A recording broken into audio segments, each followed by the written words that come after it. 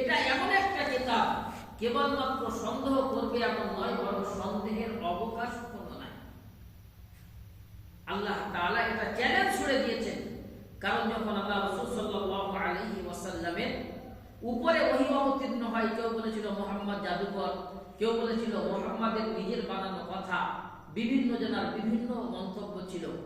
আল্লাহ তাআলা তাদের প্রতি চ্যালেঞ্জ ছুড়ে দিলেন, وَإِن كُنتُمْ فِي رَيْبٍ مِّمَّا نَزَّلْنَا عَلَى عَبْدِنَا فَأْتُوا بِسُورَةٍ مِّن مِّثْلِهِ وَادْعُوا شُهَدَاءَكُم مِّن دُونِ اللَّهِ إِن كُنتُمْ صَادِقِينَ وَإِن كُنتُمْ فِي رَيْبٍ مِّمَّا نَزَّلْنَا عَلَى عَبْدِنَا আমি আমার বান্দা মুহাম্মদ সাল্লাল্লাহু আলাইহি ওয়াসাল্লামের উপরে যে কিতাব অবতীর্ণ করেছি, যদি এর ব্যাপারে তোমাদের কারো কোনো রকমের সন্দেহ থাকে, ফাআতু বিসূরাতিন মিন মিসলিহি, তোমরা কোরআনের কোন একটা সূরা পরিমাণ সূরা নিয়ে আসো। শুধু তোমরা নয়, ওয়াদউ শুহাদাকুম মিন দুনিল্লাহ, আল্লাহ তাআলা ছাড়া যাদেরকে তোমরা ভালোবাসো, যাদেরকে তোমরা মান্য করো, যাদেরকে তোমরা প্রভু হিসাবে মানো, তাদেরকেও ডাকো। ইন কুনতুম সাদিকিন, যদি তোমরা তোমাদের কথার ব্যাপারে সত্যবাদী হও। কোরআনের আয়াত আল ফিল, সূরাতুল ফিল, যেটা আমরা কোরআনে পড়ে থাকি, আলাম তারা কাইফা ফাআলা রাব্বুকা বিআসহাবিল ফিল আলাম ইয়াজআল কাইদাহুম ফি তাদলিল। এতে আবরাহা বাদশার ঘটনা আল্লাহ তাআলা লিপিবদ্ধ করেছেন। বাদশা আবরাহা হাতির পিঠে চড়ে এদের হাতির একটা দল নিয়ে আসছিল কাবা শরীফ ভাঙার জন্য। কিন্তু আল্লাহ রাব্বুল আলামিন ছোট্ট ছোট পাখি, আবাবিল পাখি দ্বারা তাদেরকে ধ্বংস করে দিয়েছেন। আবাবিল পাখি মুখে করে পাথর বা কাপড় নিয়ে এসে উপর থেকে ফেলেছে, আর তার বিনিময়ে আল্লাহ তাআলা তাদেরকে ধ্বংস করে দিয়েছেন। তো সূরা ফিলের মধ্যে আল্লাহ তাআলা, ফিল মানে হলো হাতি, তো এরা চিন্তা করলো কোরআনের সমকক্ষ কোন সূরা যখন আল্লাহ তাআলা চ্যালেঞ্জ দিয়েছেন, হতে পারে এটা মুহাম্মাদের কথা, আমরা তৈরি করি। তো তারা নিজেরা একটা সূরা তৈরি করে কাবা শরীফের গায়ে লিখে দিয়েছিল, আল ফিলু মাল ফিল ওয়া মা আদরাকা মাল ফিল খুরতুমুহু তাবিল উযনুহু কালিল ওয়া বাদানুহু সাকিল। এর মানে হলো হাতি, তোমরা কি জানো হাতি কি? হাতির একটা লম্বা সুর আছে, এর কানগুলো ছোট ছোট, বডিটা খুব বড়। তো সূরা ফিলের পাশে এদের তৈরি করা ফিল দিয়েছিল। দেওয়ার পরে নিজেরা যখন দেখলো, আরে এর সাথে কোথায়, আমরা বাংলায় বলি কি, কোথায় চাঁদে আর কোথায় পাবে, তো তারা দেখে নিজেরা সেটা ছেড়ে দিল। আল্লাহ তাআলা আবার চ্যালেঞ্জ করলেন, ঠিক আছে, একটা সূরা যদি না পারো, কমপক্ষে একটা আয়াত ভেবে দেখাও। সেখানেও তারা হার মেনে গিয়েছিল। তো আল্লাহ রাব্বুল আলামিন এই কোরআনে কারীমকে চ্যালেঞ্জ দিয়ে দুনিয়ার বুকে অবতীর্ণ করেছেন, সংরক্ষণের হেফাজত করেছেন। ইন্না নাহনু নাযালনা যিকরা ওয়া ইন্না লাহু লাহাফিজুন, ইন্না নাহনু নাযালনা যিকরা ওয়া ইন্না লাহু লাহাফিজুন। আল্লাহ তাআলা বললেন, এই কোরআনে কারীমকে আমি অবতীর্ণ করেছি, আর এর সংরক্ষণ দায়িত্ব আমি আল্লাহ তাআলা নিয়েছি। দায়িত্ব আল্লাহ তাআলা নিয়েছেন। ফলস্বরূপ আমরা দেখি যে দুনিয়াতে ছোট ছোট কিতাব, পাতলা পাতলা চটি কিতাব মুখস্থ করার মতো মানুষ খুব কম পাওয়া যায়। কিন্তু আল্লাহ তাআলা কোরআনে কারীমকে এমন একটা মুজিজা স্বরূপ পাঠিয়েছেন, যদি পৃথিবীতে যত কোরআন আছে সমস্ত কোরআনগুলোকে কোনো এক জায়গায় আবদ্ধ করা হয়, কোনো মানুষকে যদি কোরআন না দেওয়া হয়, তারপরেও আল্লাহ তাআলা এমন লাখো কোটি বান্দা আছে যারা পুনরায় পুনরায় কোরআনে কারীমকে আবার লিখে দিতে পারেন। কেন?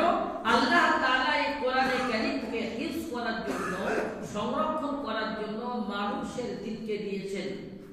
পুরো পৃথিবীতে কোটি কোটি আল্লাহর বান্দা এমন আছে যাদের কোরআন পুরো মুখস্থ আছে।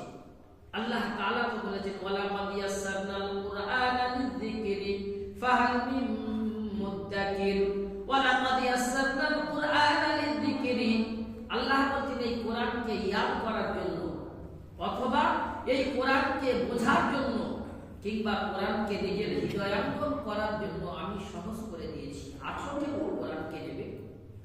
এজন্য দেখবেন দুনিয়ার যতগুলো কিতাব আছে আপনি একবার, দুবার, 5 বার, 10 বার পড়ার পরে তার পড়তে অতটা ভালো লাগে না।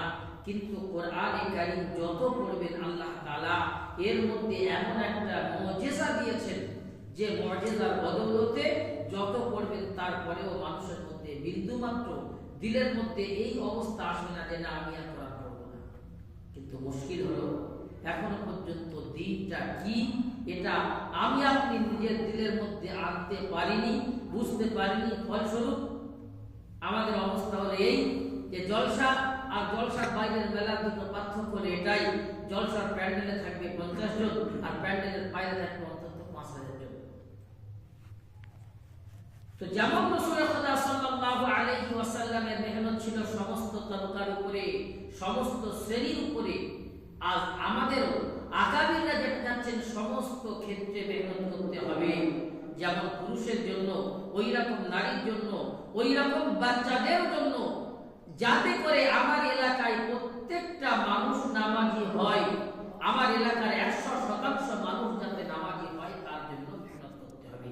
আর এই মেহনতের একটা পাঠ হলো এই মাকতাব।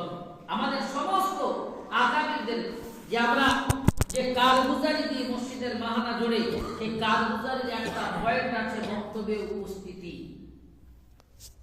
পরবর্তীতে এই বক্তব্যে উপস্থিতির ক্ষেত্রে কেবলমাত্র বাচ্চাদের সীমাবদ্ধ রাখা হয়নি, বরং সেখানে বড় বাচ্চা নারী, যে কতগুলো বড় মেয়েরা তারা মেয়েদের কাছে পড়তে যায়, মেয়েরা যারা সাবালিকা হয়ে গিয়েছে তারা পড়বে মাসকুরাতদের কাছে, বড়রা পড়বে মসজিদে যারা পড়ান তাদের কাছে, আর বাচ্চারাও পড়বে মসজিদে বা মক্তবে যেখানে ব্যবস্থা করা আছে।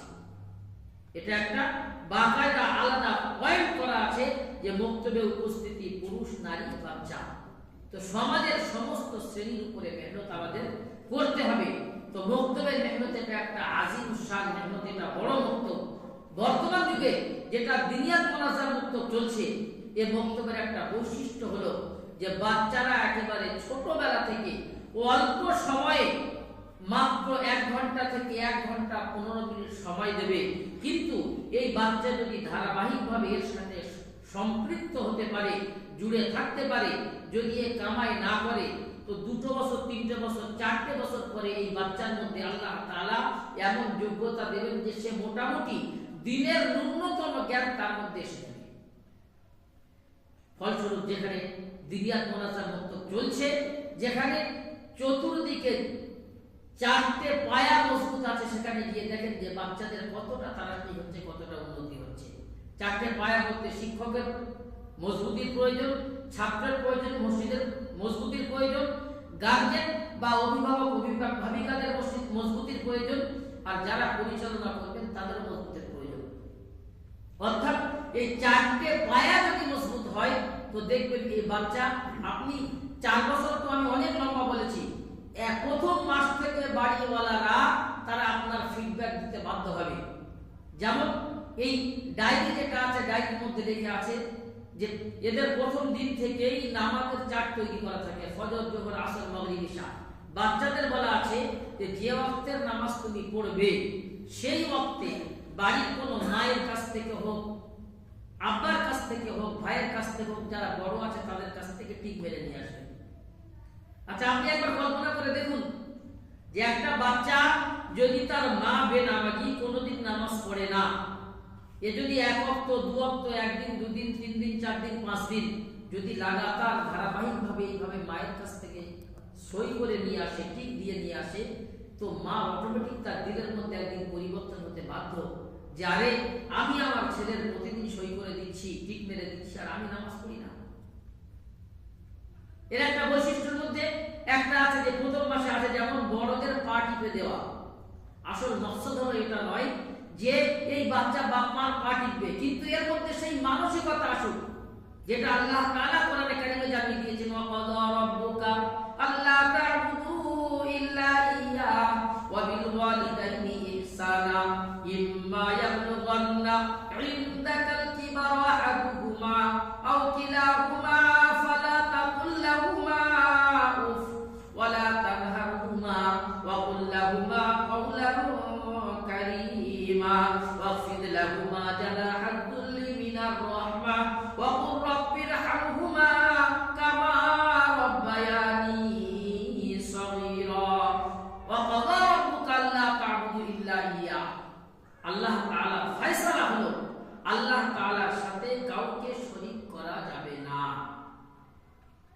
কেবলমাত্র ইবাদত করতে হবে আল্লাহ তাআলা। আল্লাহ তাআলা শরীককে পছন্দ করেন না, তার সাথে কাউকে অংশী করা হবে এটা তিনি পছন্দ করেন না। তিনি নিজে শুনিয়ে দিয়েছেন, ইন্নাল্লাহা লা ইয়াগফিরু আন ইউশরাকা বিহি ওয়া ইয়াগফিরু মা দুনা যালিকা লিমান ইয়াশা। শিরকের গুনাহ ছাড়া আল্লাহ সমস্ত গুনাহ maaf করেন, কিন্তু শিরকের গুনাহ কোনোদিন maaf করেন না। তো আল্লাহ তাআলার ফয়সালা হলো প্রথম নম্বর, আল্লাহর সাথে কাউকে শরীক করা যাবে না। নাম্বার 2, ওয়াবিল ওয়ালিদাইনি ইহসানা, আব্বা মায়ের সাথে সুন্দর থেকে সুন্দর ব্যবহার করতে হবে। তারপরে আল্লাহ শোনালেন, যদি তোমাদের আব্বা মা দুজনে অথবা দুজনের মধ্যে কোনো একজন বৃদ্ধ অবস্থায় চলে যায়, তাহলে তাদের কোনো কথার পরিপ্রেক্ষিতে উফ শব্দ পর্যন্ত তোমরা করবে না। তাদের সাথে নরম নরম মিষ্টি মিষ্টি কথা বলবে। তাদের কোনো ডাক দিয়ে দাপটের সাথে জোরে হেঁটে কোনো কথা বলবে না। তাদের জন্য যদি তোমাদের শরীরে চামড়াও বিছিয়ে দিতে হয়, সেটাও তোমরা মেনে নিতে হবে। আর পরিশেষে যখন তারা মারা যাবে বা একেবারে শেষাচ্ছন্ন অবস্থায় আল্লাহ তাআলার কাছে দোয়া করবে যে আল্লাহ, এরা যেমন আমরা যখন বাচ্চা ছিলাম যেভাবে আমাদেরকে লালন পালন করেছিলেন, আপনিও তাদেরকে সেই রকম ব্যবস্থা করে দিন। তো আল্লাহ তাআলা নিষেধ করেছেন আব্বা মায়ের কোনো কথার পরিপ্রেক্ষিতে উফ শব্দটুকু বলা যাবে না। আর রাসূল তো শুনিয়েছেন, হুমা জান্নাতুকা আও নারুকা, তোমার আব্বা মা তোমাদের জন্য জান্নাত অথবা জাহান্নাম। তোমরা যদি তাদের সাথে সুন্দর থেকে সুন্দর ব্যবহার করো তো তাহলে তোমরা জান্নাত পাবে, খারাপ ব্যবহার করলে জাহান্নাম পাবে। অথবা রাসূল সাল্লাল্লাহু আলাইহি ওয়াসাল্লাম যখন মসজিদের মিম্বারে উঠেন 3 বার আমিন আমিন আমিন বলেছিলেন। তার মধ্যে একটা হলো এটাই যে ধ্বংস ওই ব্যক্তি যে বৃদ্ধা পিতামাতা উভয়কে পেল অথবা উভয়ের কোনো একজনকে পেল আর নিজের গুনাহগুলোকে মাফ করাতে পারল না। হযরত জিবরিল আমিনের কথা ছিল, রাসূল আমিন বলে মোহর লাগিয়ে দিয়েছিলেন। তো বাচ্চাদেরকে ছোট থেকে শিক্ষা দেওয়া হয় যে পিতামাতার খেদমত করতে হবে, তাদের সাথে কোনো রকমের কোনো কথা উল্টো পাল্টা বলা যাবে না। যেমন বাচ্চাদের 2য় মাসে আছে, খানা শুরুতে কি বলে খেতে হয় শেষ করার দেওয়া, বাড়িতে প্রবেশ করার সময় সালাম দেওয়া। যেমন আমরা এই হাদিসে শুনেছি, আল্লাহ রাসূল সাল্লাল্লাহু আলাইহি ওয়াসাল্লাম শুনিয়েছেন, যদি কোনো জায়গায় কোনো মানুষ বাড়িতে প্রবেশের ক্ষেত্রে সালাম দেয়, তাহলে বেঁচে থাকলে আল্লাহ তাআলা তাকে কি করবেন? রুজি দেবেন, মারা গেলে তাকে জান্নাতের ব্যবস্থা করে দেবেন। ওটা একটা। দ্বিতীয় হলো যারা মসজিদ আবাদের মেহনত করে। তো দাওয়াত ও তাবলীগের যে মেহনত, এই মেহনতের মধ্যে আল্লাহ তাআলা উম্মতের সমস্ত তাবাকার উপরে মেহনত করার একটা জায়গা দিয়েছেন। এজন্য আমাদের সামনে যে বক্তব্য এসেছে, এই বক্তব্যে কেবলমাত্র আমাদের বাচ্চাদের পাঠাবো এমন নয়, আমরা যারা বড় হয়ে গিয়েছি এখানে লজ্জার কোনো জায়গা নেই। যদি এখানে লজ্জা করি যে সবার সামনে বললে আমার ভুলগুলো ধরা পড়বে অথবা অসুবিধার সম্মুখীন হব, তো তাহলে কাল কিয়ামতের দিনে যেখানে পৃথিবীর শুরু থেকে নিয়ে শেষ পর্যন্ত সবার সামনে আমাদেরকে উপনীত হতে হবে, বলেন সেদিন যদি ছোট্ট থেকে ছোট্ট গুনাহ হইতেও কারণ কোনো থাকবে না।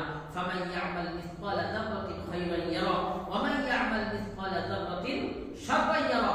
বিন্দু থেকে বিন্দু, অণু পরমাণু পরমাণু পর্যন্ত যদি এইরকম কোনো বালুকণা পর্যন্ত বা তার থেকে আরো কম যাররাত, কোন কোন মুফাসসির তাফসীর করেছেন একটা সরিষার দানাকে 37 ভাগ করলে একটা যত হয়।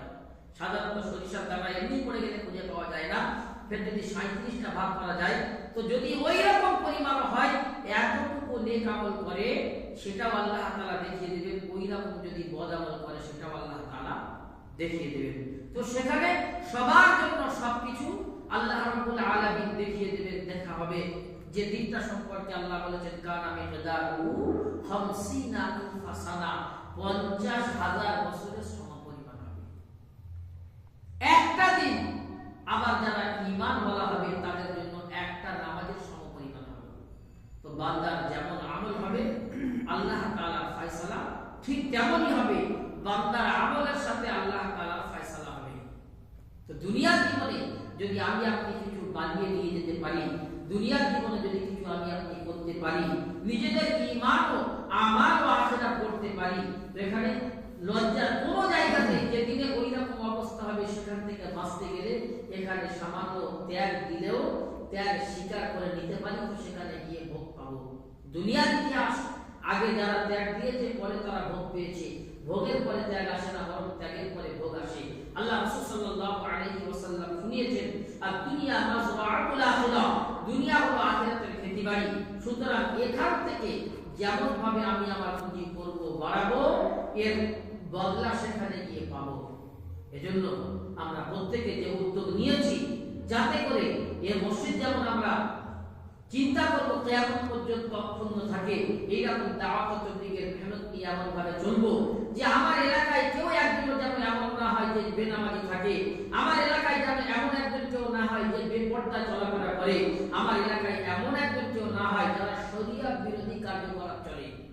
কারণ বর্তমান যুগে শরীয়তের পক্ষে যতগুলো হয় তার বিপক্ষে হাজার হাজার লাখ হয়। আজকের এই প্রত্যেকটা ক্লাবে পাড়ায় কি হচ্ছে, খেলা মেলা ইত্যাদি ইত্যাদি হতে, আবার তার সাথে যাতে করে মানুষের মনের মধ্যে চলে আসে যে এটা ইবাদত, এর জন্য কি হয়, গজব অনুষ্ঠান দেওয়া হয়। আমি থাকি যেখানে কচুয়ায়, তার পাশে 5 দিন ব্যাপী অনুষ্ঠান চলছে, সারাদিন বল খেলা আর স্পোর্টস সব হচ্ছে। রাত্রেবেলা একদিন দিচ্ছে কাওয়ালি, একদিন দিচ্ছে গজল, একদিন দিচ্ছে আরো সে মোটামুটি হাজারো অনুষ্ঠান। তো আমাদের সমাজে এগুলো কি মানুষ মনে করে গজলের যে অনুষ্ঠানগুলো এগুলো শরীয়ত সম্মত বা এগুলো ইবাদতের মধ্যে গণ্য। এটা একবারে আমরা বিভ্রান্তির মধ্যে পড়ে আছি। ওই রকম ভাবে জলসা উপলক্ষে যতগুলো মেলা চলছে, এ তো মানুষ, জলসাটা হলো মহৎ উদ্যোগের কাজ, মহতি কাজ, সওয়াবের কাজ। কিন্তু এই যে মেলার জায়গা হচ্ছে, যেমন আমাদের মগরাহাটে এখনো পর্যন্ত সেই মেলা চলছে। বলেন আসল তো আল্লাহ তাআলার সাথে বান্দার সম্পর্ক এগুলো নয়। আর যারা দুনিয়ার কোনো কাজকে, গুনাহের কাজকে বা এই জাতীয় জিনিসকে ইবাদত মনে করে এটাই হলো বিদআত। আর বিদআতীদের পরিণাম হলো তারা অত্যন্ত খারাপ থেকে খারাপ জায়গা তারা পাবে। এজন্য আল্লাহ রাব্বুল আলামিন যে মেহনত দিয়েছেন, এই মেহনতকে নিজেদের দিলের মধ্যে নিই, মেহনতকে অন্তরের সাথে জড়িয়ে থেকে আমাদের বক্তব্য যাতে করে কিয়ামত পর্যন্ত কায়েম থাকে। এলাকার প্রত্যেকটা মানুষ যেন পরিপূর্ণ দিনের উপরে চলতে পারে, গুনাহ থেকে বেঁচে চলতে পারে, সমস্ত রকমের খারাপ থেকে বাঁচতে পারে, তার জন্য